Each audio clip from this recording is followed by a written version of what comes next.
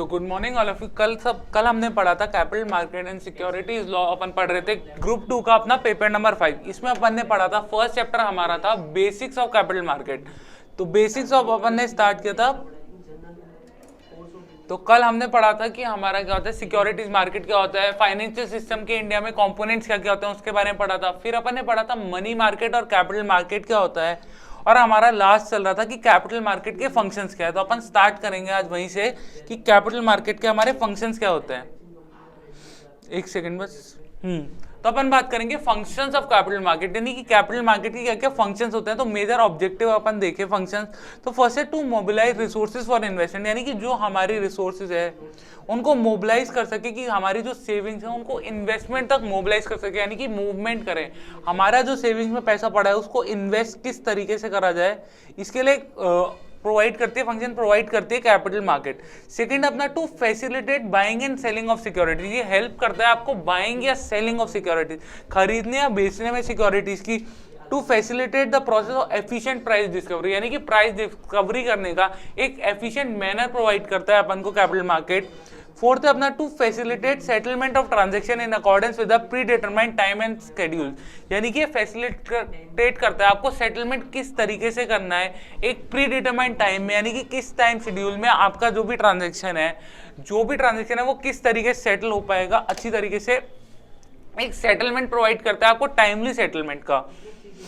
उसके बाद अपन बात करेंगे सिक्योरिटीज मार्केट क्या होता है। सिक्योरिटीज मार्केट होता है हमारा is a place, securities market is a place where companies can raise funds by issuing securities such as equity shares, डेब्ट सिक्योरिटीज, डेरिवेटिव, यानी कि सिक्योरिटी मार्केट एक प्लेस होता है, मार्केट प्लेस, जहां पर इन्वेस्टर्स क्या करेंगे, सिक्योरिटीज को परचेज कर सकते हैं और अपनी जो सिक्योरिटीज हैं उनको सेल कर सकते हैं। उन सिक्योरिटीज में हमारे क्या आएंगे, शेयर्स आ सकते हैं, डिबेंचर्स आ सकते हैं, डेरिवेटिव्स आ सकते हैं, म्यूचुअल फंड आ सकते हैं, एक्सेट्रा।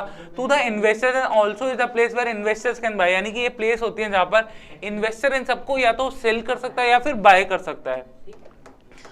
तो अपन बात करेंगे where investor can buy or sell various security, share, bond. It is therefore a market where the financial instruments claims are commonly and readily available for transfer by means of sale, यानी कि यहाँ easily transfer provide करता है market, आपको easily facilitate करता है, एक facility provide करता है कि आप इजीली अपने शेयर बाय कर सकें या सेल कर सकें।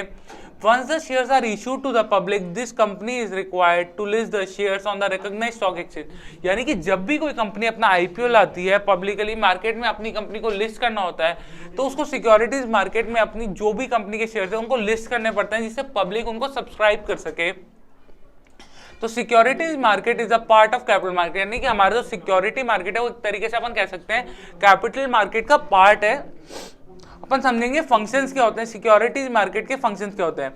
The securities market allows people to do more with their savings than they would otherwise would, यानी कि ये फैसिलिटी प्रोवाइड करता है कि जो हाउस होल्ड जो है अपना पैसा सेविंग्स कर रहे हैं, बचा रहे हैं, उसको एक अच्छी तरीके से इन्वेस्ट कर सके जिससे उनको भी एक रेट ऑफ रिटर्न, यानी कि एक रिटर्न सर्टेन अमाउंट उनको इंटरेस्ट के रूप में रिसीव हो सके।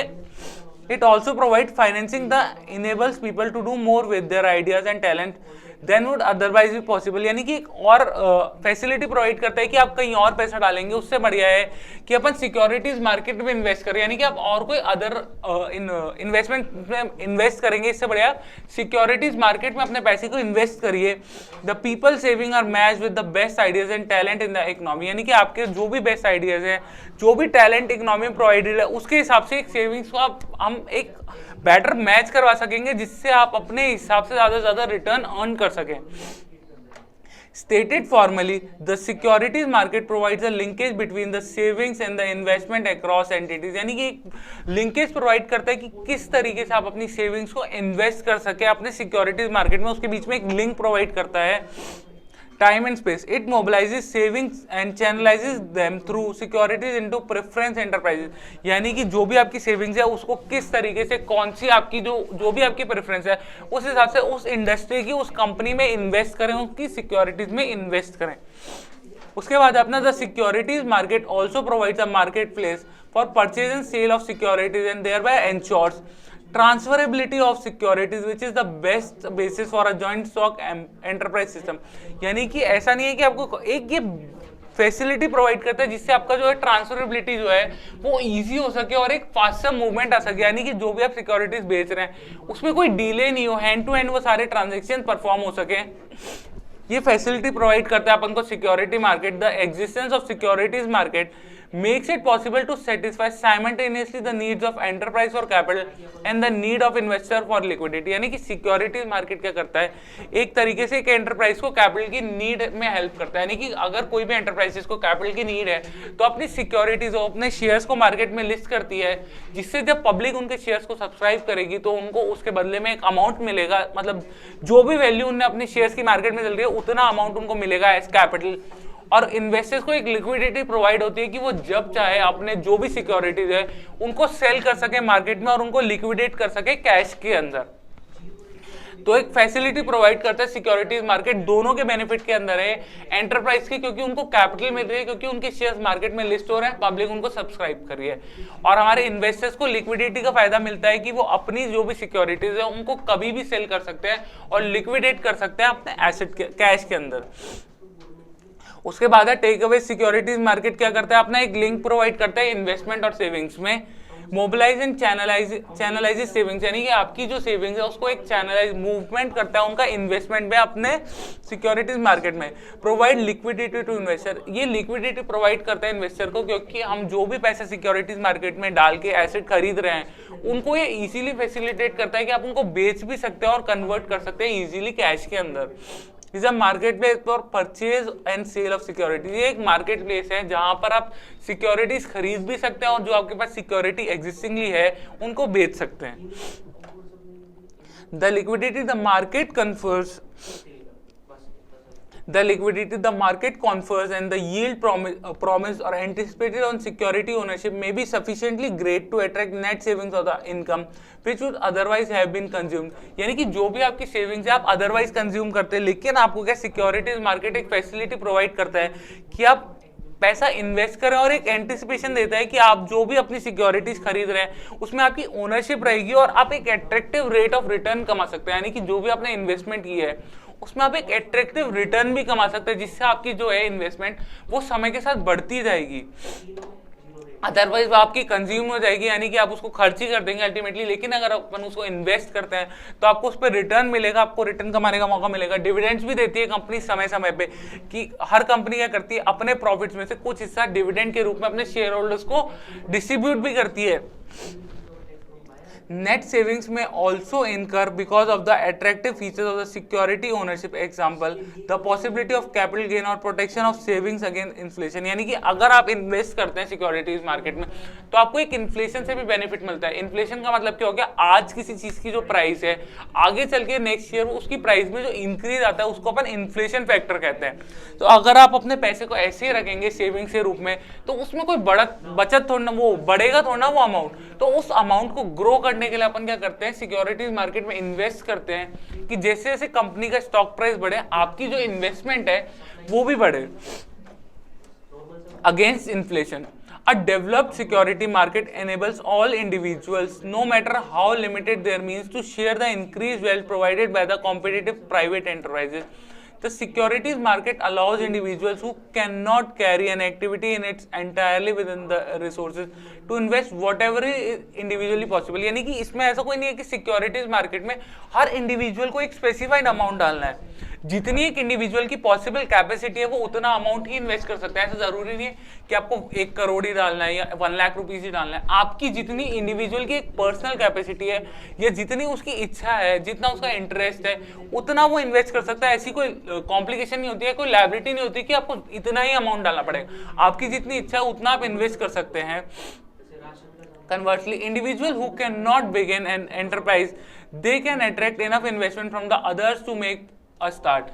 यानी कि मान लीजिए आप कोई कंपनी एंटरप्राइज, यानी कि आप कोई कंपनी स्टार्ट नहीं कर सकते, आपके पास इतना पैसा नहीं है, लेकिन आप उस एंटरप्राइज का पार्ट तो बन सकते हैं। यानी कि अपन रिलायंस जैसी कंपनी तो नहीं खोल सकते, लेकिन रिलायंस का अपन पार्ट बन सकते हैं। उसके जो शेयर्स हैं, उनकी जो सिक्योरिटीज मार्केट में लिस्ट है, उनको परचेज करके अपन एक शेयर होल्डर तो बन सकते हैं। यानी कि एक स्मॉल प्रोपोर्शनेट शेयर होल्डर तो बन सकते हैं अपन, उसकी कंपनी में एक स्मॉल पार्ट के ओनर तो बन सकते हैं अपन। यानी कि अपन क्या कर सकते हैं, अगर अपन उतनी बड़ी एंटरप्राइज नहीं खोल सकते तो, लेकिन अगर उतनी बड़ी एंटरप्राइजेस का एक स्मॉलर पार्ट तो बन सकते हैं, उसकी सिक्योरिटी जो भी मार्केट में लिस्टेड है उसमें इन्वेस्ट करके, उसमें शेयर होल्डर बन के। In both cases individuals who contribute to the investment made in the enterprise share the fruits. The securities market by allowing an individual to diversify risk among many ventures to offset gains and losses increase the livelihood of long term overseas success. यानी कि securities market का आपको diversification का भी option देता है। क्या ऐसा नहीं है कि आपको सिर्फ एक ही सिक्योरिटी में आप इन्वेस्ट कर सकते हो, आप बहुत सारे सेक्टर्स की बहुत सारी कंपनीज में इन्वेस्ट कर सकते हो जिसमें आपकी इच्छा है। ऐसा नहीं है कि आपको पर्टिकुलरली टेक्नोलॉजिकल सेक्टर में टीसीएस में डालना पड़ेगा, आपकी इच्छा है आपको टेक्नोलॉजी की 2-3 कंपनी में डालना है, कि टीसीएस में भी डालना है, मेरे को एचसीएल में भी डालना है, इन्फोसिस में भी डालना है। तो डाइवर्सिफिकेशन भी प्रोवाइड करता है, जिससे आपको एक बेनिफिट होता है कि एक अगर सिक्योरिटीज में आपको लॉस हो रहा है तो दूसरी में अगर गेन हो रहा है तो आप उस लॉस को ऑफसेट कर सकते हैं। यानी कि अल्टीमेटली जो टोटल होगा आपका वो ऑफसेट करके टोटल निकलेगा, कि अगर किसी में लॉस है तो उसको आप ऑफसेट कर सकते हो अपनी अदर सिक्योरिटीज के प्रॉफिट से।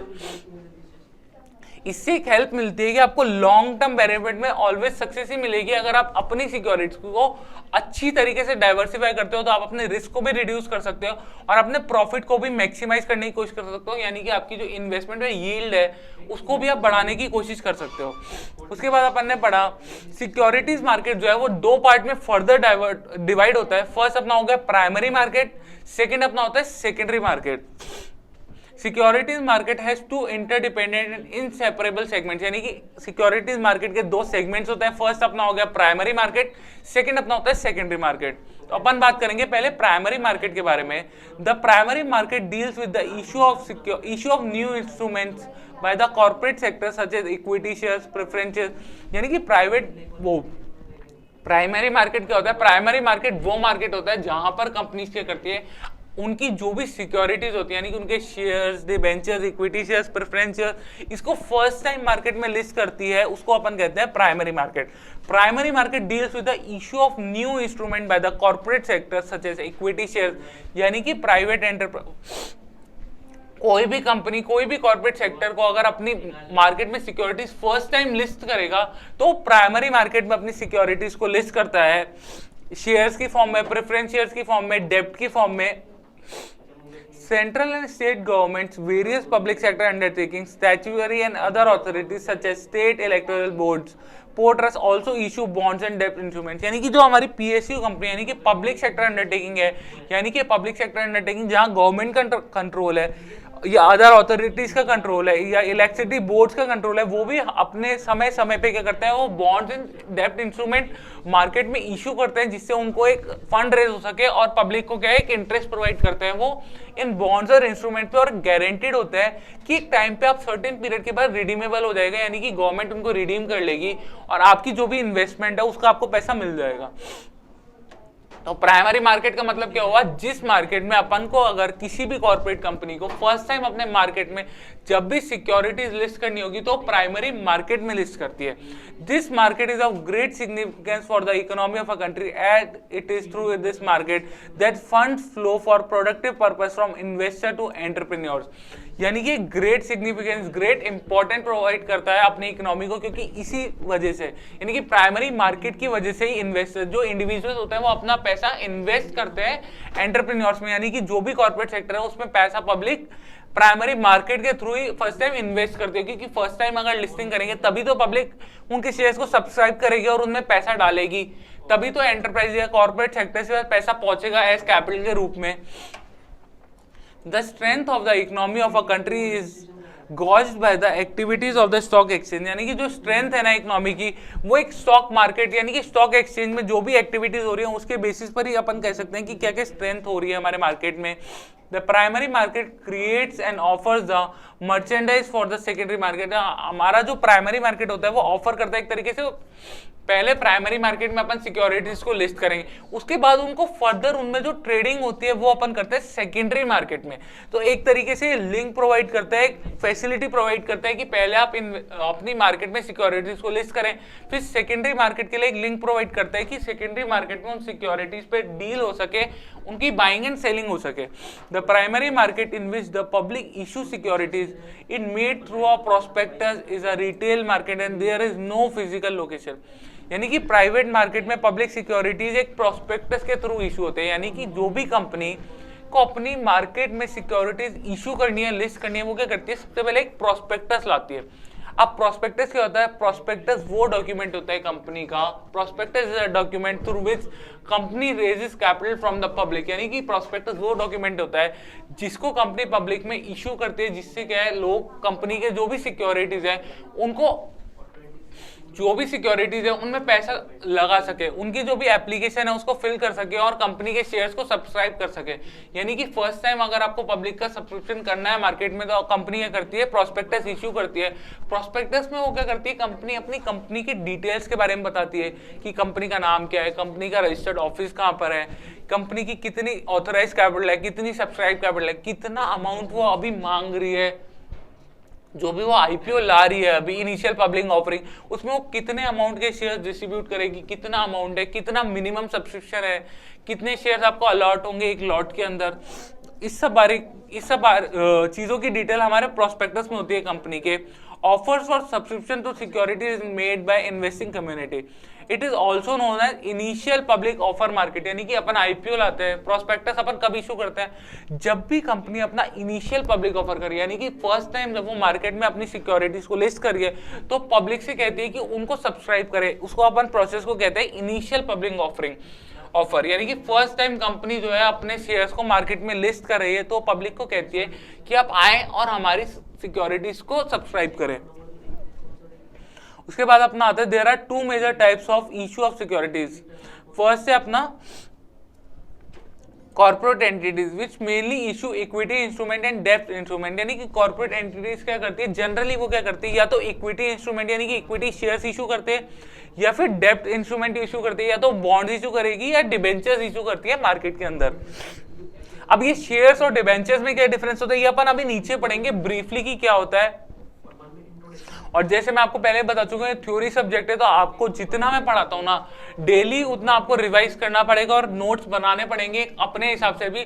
बाकी एक नोट्स की कॉपी, नोट्स में आपको मेरे हिसाब से एक पीडीएफ बना के सेंड कर दूंगा, लेकिन फिर भी जितना मैं पढ़ा रहा हूँ डेली आपको रिवाइज करना है, क्योंकि थ्योरी सब्जेक्ट आदमी क्या करता है, भूलने लग जाता है। तो आपको इसको बार बार पढ़ते रहना है, जिससे जब भी अपने एग्जाम्स आएंगे तब अपन रिविजन करेंगे तो अपन देखेंगे 70 to 80% जो मैंने आपको पढ़ाया था वो आपको रिटेंशन रहेगा, आपको याद रहेगा वो चीज। तो नेक्स्ट अपन पढ़ेंगे गवर्नमेंट का विच इश्यूज डेब्ट instrument dated in addition to IPO the company has other options to raise capital. यानी कि आईपीओ में क्या होता है, कंपनी के पास और भी ऑप्शंस होते हैं, जैसे कि गवर्नमेंट जो है वो हमेशा डेब्ट सिक्योरिटीज इशू करती है, जिसमें डेटेड होता है कि सिक्योरिटी कितने टाइम पीरियड के लिए, या फिर ट्रेजरी बिल की फॉर्म में इशू करती है। उसके बाद आता है हमारे क्यूआईपी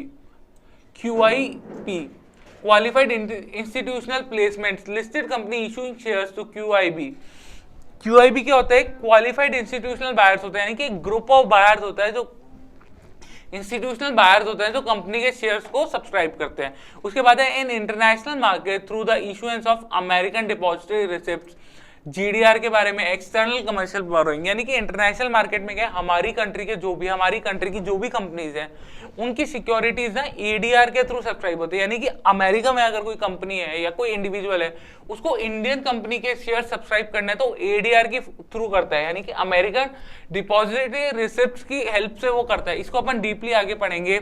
नेक्स्ट हमारा जो होता है वो जीडीआर भी होता है, ग्लोबल डिपॉजिटरी रिसिप्ट्स की हेल्प से करता है, और ईसीबी होता है एक्सटर्नल कमर्शियल बोरोइंग। यानी कि कोई भी इंडियन कंपनी बाहर की आउट ऑफ इंडियन कंपनी से बोरो करती है तो उसको अपन कहते हैं ईसीबी, यानी कि एक्सटर्नल कमर्शियल बोरोइंग। इन तीनों के बारे में अपन ब्रीफली अभी नीचे पढ़ेंगे जब हमारा आएगा। तो प्राइमरी मार्केट के बारे में आपको समझ में आया कि फर्स्ट टाइम जब भी कंपनी अपने सिक्योरिटीज मार्केट में लिस्ट करेगी या इशू करेगी तो न्यू इंस्ट्रूमेंट का जो इशू होता है वो हमारे प्राइमरी मार्केट में होता है। फिर इन जो सिक्योरिटीज जो है हमारी इशू हो जाती है उनकी जो ट्रेडिंग है यानी कि बाइंग एंड सेलिंग होगी वो हमारे सेकेंडरी मार्केट में होती है। तो अपन बात करेंगे सेकेंडरी मार्केट के बारे में। The secondary market of stock exchange is a market for trading and settlement of securities that have already been issued, यानी कि जो सिक्योरिटीज अपन प्राइमरी मार्केट में इशू कर चुके हैं उनकी जो ट्रेडिंग होगी, उनका सेटलमेंट होगा, यानी कि जो भी आप खरीदना बेचने का प्रोसेस कर रहे हैं तो उनका जो भी सेटलमेंट होगा वो हमारा होगा सेकेंडरी मार्केट के अंदर होगा। The investors holding securities sell securities through the registered brokers, sub brokers of the stock exchange, यानी कि जो भी आप सिक्योरिटीज मार्केट में सेल करेंगे वो रजिस्टर्ड ब्रोकर्स के थ्रू होगा। अब ऐसा थोड़ा है कि आप कभी भी सिक्योरिटी अपनी बेचते हैं, अपन प्रैक्टिकली बात करें तो कोई भी ऐसा थोड़ा है सिक्योरिटीज डायरेक्ट बेचता है, एक रजिस्टर्ड अपने ब्रोकर्स होते हैं, जैसे कि आजकल तो ऑनलाइन ब्रोकर्स भी आते हैं, जीरोधा हो गया, अपना अपस्टॉक हो गया। पहले फिजिकली ट्रांसफर होती थी तो HDFC सिक्योरिटीज था अपना एक रजिस्टर्ड ब्रोकर, मोतीलाल ओसवाल हो गया अपना एक रजिस्टर्ड ब्रोकर, ऐसे बहुत सारे ब्रोकर्स होते हैं जिनकी हेल्प से आप सिक्योरिटीज खरीदते हो। आप डायरेक्टली कोई भी इंडिविजुअल मार्केट से सिक्योरिटी नहीं खरीदता, वो अपने ब्रोकर की हेल्प से मार्केट में सिक्योरिटी खरीदता है। Investors who are desirous of buying securities purchase them through registered broker, sub broker of the stock exchange, यानी कि स्टॉक एक्सचेंज में जो भी ब्रोकर रजिस्टर्ड है उनकी हेल्प से आप सिक्योरिटीज को खरीदते हैं या बेचते हैं। इट में have a physical location like a stock exchange और ट्रेडिंग फ्लोर, यानी कि जो भी आपका रजिस्टर्ड ब्रोकर है उसका एक रजिस्टर्ड ऑफिस हो सकता है जहां पर आप फिजिकली जाके सिक्योरिटीज का ऑर्डर कर सकते हैं कि इतनी सिक्योरिटीज मुझे खरीदनी है या फिर इतनी सिक्योरिटीज मुझे सेल करनी है। Since 1995, trading in securities is screen-based and internet-based trading has made an appearance in India. यानी कि पहले क्या होता था, जो भी ट्रेडिंग होती थी वो सब क्या होती थी, फिजिकल फॉर्मेट में होती थी, यानी कि मार्केट में जो भी प्राइस डिस्कवरी हो रही है ये सब क्या है, एक बोर्ड पे लिखी जाती थी BSE के अंदर। लेकिन आजकल क्या स्क्रीन बेस्ड सिस्टम आ गया है, इंटरनेट का यूज हो गया है, तो जो भी मार्केट में जो भी सिक्योरिटीज लिस्टेड है उन सबका जो भी प्राइस है वो स्क्रीन पे डिस्प्ले होता है। आप BSE कभी जाए तो वहाँ BSE का जो हेड ऑफिस होता है उसके अंदर जो होता है ना, जहाँ ट्रेडिंग होती है वहां पर स्क्रीन्स लगी होती हैं बड़ी बड़ी, जहां पर प्राइसेस शो होती है, जो भी मार्केट की क्लोजिंग प्राइस चल रही है और ओपनिंग प्राइस चल रही है शेयर्स की, ये सब स्क्रीन बेस पे दिखाया जाता है। पहले ये फिजिकली होता था कि एक बोर्ड पे लिखी जाती थी क्या क्या प्राइस चल रही है अभी मार्केट में पर्टिकुलर शेयर की। The secondary market provide a trading place for the securities already issued to be brought and sold, यानी कि ये एक ट्रेडिंग प्लेस परफॉर्म करता है, प्रोवाइड करता है, आपको एक मार्केट प्लेस प्रोवाइड करता है जहां पर आप अपनी सिक्योरिटीज जो आपके पास है उनको बेच सकते हैं या फिर आपको कोई सिक्योरिटीज खरीदना है तो आप खरीद सकते हैं। It also provides liquidity to the initial buyer in the primary market to reoffer the securities to any other interested buyer at any price it mutually accepted, यानी कि ये लिक्विडिटी प्रोवाइड करता है, जो भी बायर है उसको लिक्विडिटी प्रोवाइड करता है कि वो अपनी सिक्योरिटीज को बेच के उसको लिक्विडिटी यानी कि उसको कन्वर्ट कर सके कैश के अंदर। लिक्विडिटी का मतलब क्या होता है कि आप कोई भी अपना एसेट है उसको इजीली कैश में कितनी जल्दी कन्वर्ट कर सकें। तो हमारा क्या सेकेंडरी मार्केट लिक्विडिटी प्रोवाइड करता है उन इन्वेस्टर को जिनने प्राइमरी मार्केट में हमारी सिक्योरिटी सब्सक्राइब करी थी, उन सबको एक मौका देता है कि वो अपनी जो भी सिक्योरिटीज है उनको ट्रेड कर सके, यानी कि उनको बेच सके, लिक्विडेट कर सके किसी भी बायर को, जिससे वो म्यूचुअली एक्सेप्ट करे कि एक प्राइस किस प्राइस पे उनकी वो डील होनी है। An active secondary market actually promotes the growth of the primary market and capital formation because investors in the primary market are assured of a continuous market and they can liquidate their investment. It is known as further public offer, यानी कि secondary market में अपन जब भी issue करते हैं हमारी securities तो उसको अपन कहते हैं follow on further public offer, यानी कि उसको अपन कहते हैं FPO। In secondary market actually promote, secondary market क्या करता है, ग्रोथ प्रोवाइड करता है हमारे प्राइमरी मार्केट को। प्राइमरी मार्केट में सिर्फ इशू क्योंकि सेकेंडरी मार्केट में ही ट्रेडिंग होगी तो एक ग्रोथ आएगा, उनकी प्राइस में इंक्रीमेंट आएगा डिमांड एंड सप्लाई की वजह से। उसके बाद डिफरेंस दिया गया है कि प्राइमरी मार्केट और सेकेंडरी मार्केट में क्या क्या डिफरेंस होता है, अपन बेसिस के हिसाब से देखते हैं। फर्स्ट है meaning, the market place for issuing fresh securities. अपन ने पढ़ा था प्राइमरी मार्केट क्या होता है, जहां पर इनिशियली फर्स्ट टाइम कंपनीज क्या है अपने शेयर या सिक्योरिटीज मार्केट में लिस्ट कर रही हैं। सेकेंडरी मार्केट की बात करें तो secondary market are place for trading already issued securities, यानी कि सेकेंडरी मार्केट क्या हो गया, हमारा मार्केट प्लेस हो गया ट्रेड करने के लिए जो सिक्योरिटीज हम पहले ही इशू कर चुके हैं। ऑब्जेक्टिव की बात करें तो प्राइमरी में क्या है, रेज फंड। सेकेंडरी की बात अपन करें तो कैपिटल एप्रिसिएशन। सेकेंडरी मार्केट में हमारी जो कैपिटल हमने लगाई है वो एप्रिशिएट ही तो होगी, क्योंकि उसकी डिमांड एंड सप्लाई से उसमें ट्रेडिंग होगी तो ज्यादा डिमांड होगी तो कैपिटल हमारी एप्रिशिएट होगी, क्योंकि मार्केट प्राइस भी हमारे शेयर की बढ़ती जाएगी। थर्ड अपना scope, include issuance of new securities through IPO.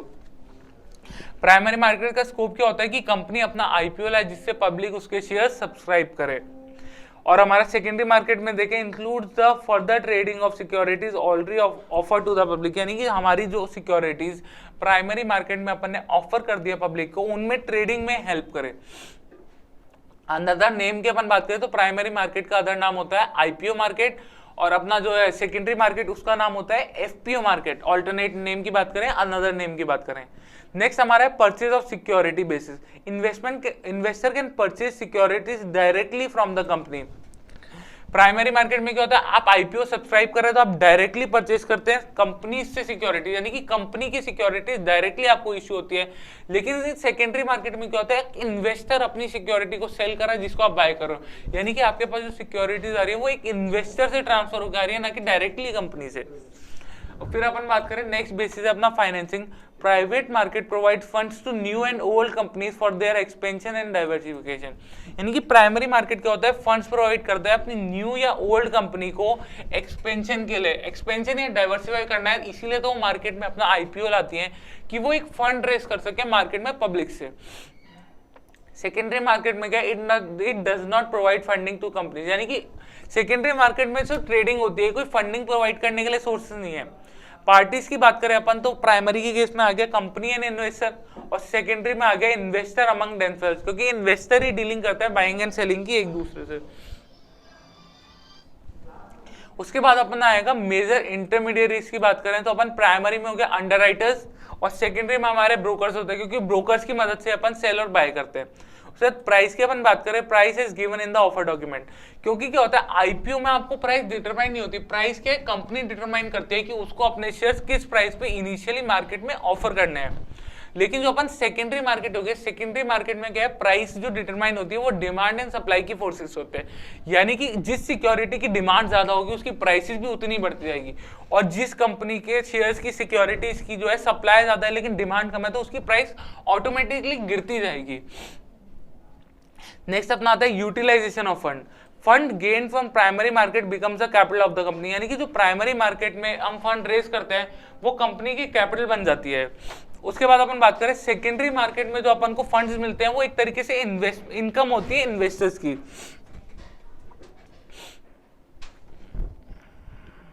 उसके बाद अपन बात करें रेगुलेटरी फ्रेमवर्क और सिक्योरिटीज मार्केट, यानी कि कौन कौन से रेगुलेटरी एक्ट बनाए गए हैं मार्केट में कि सिक्योरिटीज मार्केट को रेगुलेट कर सके, यानी कि सही से ऑपरेट करने में हेल्प करे।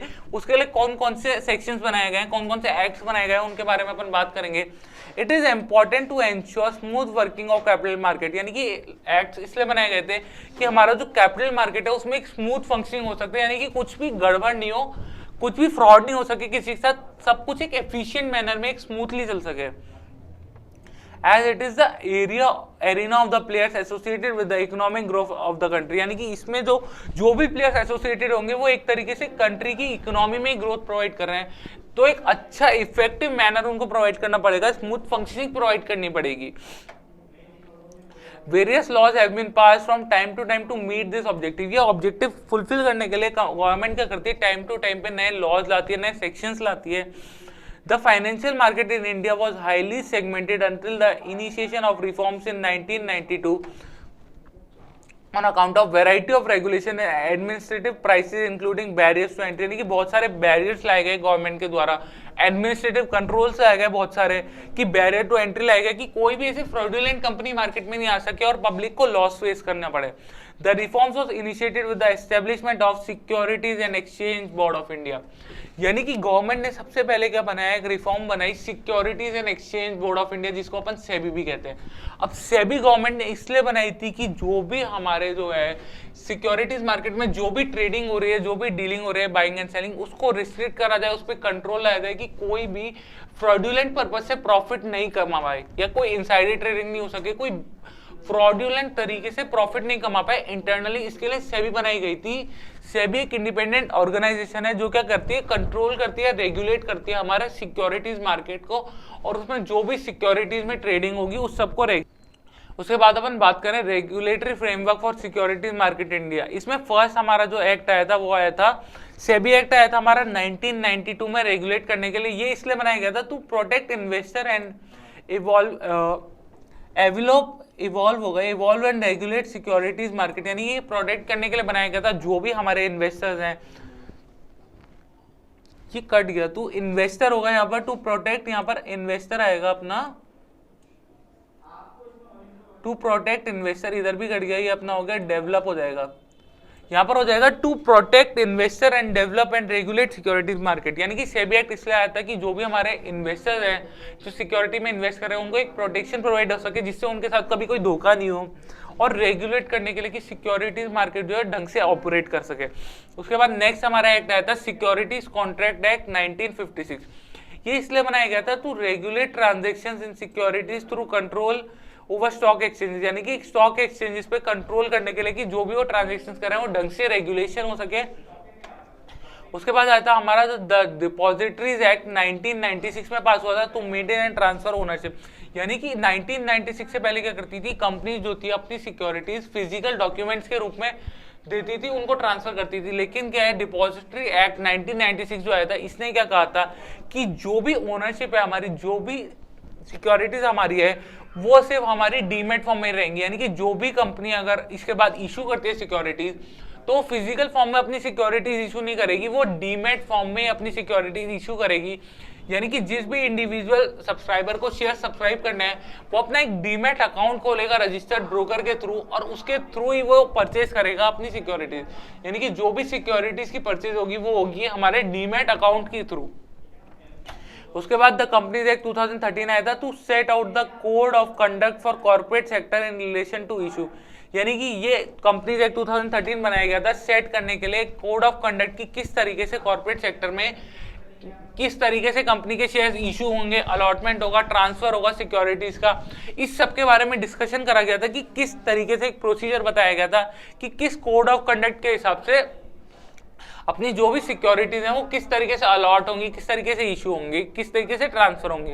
इसके बाद इन सारे रेगुलेटरी फ्रेमवर्क के बारे में ब्रीफ अपन को बताया गया है, तो ब्रीफ अपन पढ़ेंगे कल की क्लास में। तो आज जो हमने पढ़ा है रेगुलेशन के बारे में, प्राइमरी सेकेंडरी मार्केट के बारे में और फंक्शंस ऑफ कैपिटल मार्केट, ये आप आज ही रिवाइज करेंगे जिससे कि अपना रिटेंशन बढ़ सके, कि अपन को चीजें ज्यादा याद रह सके, क्योंकि सीएस पर्टिकुलरली अपना 80% थ्योरी सब्जेक्ट होता है। तो अपन को करना है थ्योरी पे कमांड करनी है, तो थ्योरी पे कमांड करने के लिए ज्यादा से ज्यादा अपन को रिवाइज करने की कोशिश करनी पड़ेगी और चीजें लिखने की आदत डालें, क्योंकि अपन को ज्यादा लिखना पड़ेगा तो बच्चों क्या लैग कर जाता है आंसर लिखने में, बच्चों की स्पीड धीरे होती है, तो स्पीड अपन को इंक्रीज करनी पड़ेगी आंसर राइटिंग में।